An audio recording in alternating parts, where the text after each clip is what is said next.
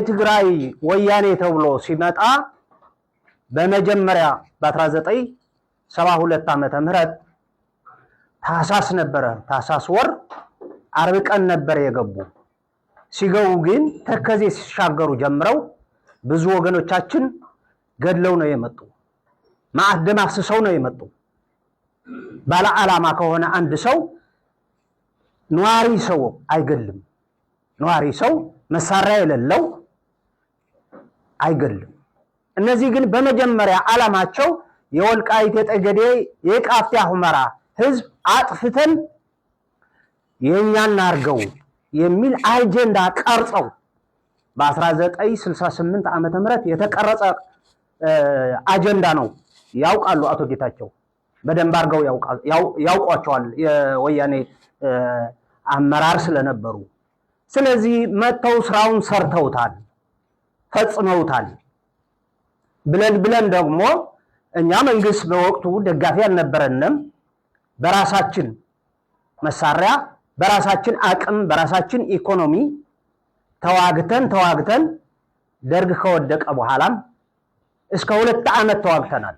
ራሱ መንግስት ነኝ ባይ ህወሓት ያወጣውን ህግ ባወጣው ህግ ብንጠይቅ የደረሰን መከራና ችግር እናንተም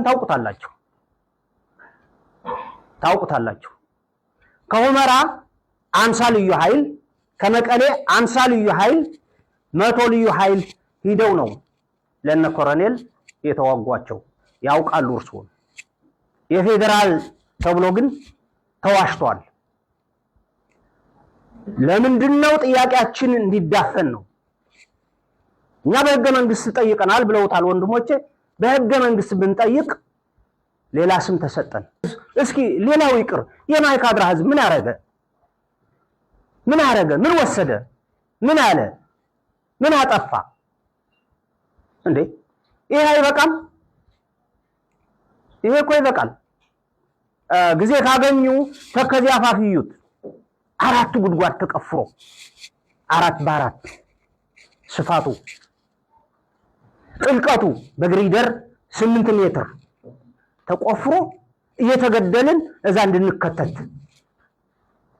በማይካድራ ተፈጽሟል። ግን አካራት አንድ እጅ አልደረሱትም። መከላከያ ያራወጠ ሲያመጣቸው ግን ትተውን ሂደዋል። የሞቱ ሞተዋል፣ የቀረን ቀርተናል። ምንም መሳሪያ በሌለን፣ ምንም ኃይል በሌለን ይሄ ግፍ የደረሰብን ሰዎች አሁን ተፈናቃይ ይግባ የሚባለው በምን መስፈርት ነው የሚገባ? የጨፈጨፉን ሰዎች ሊገቡ አይናቸው ልናይ እንዴ? መንግስት እኮ አለ። እኛ መንግስት ነፃ አውጥቶናል።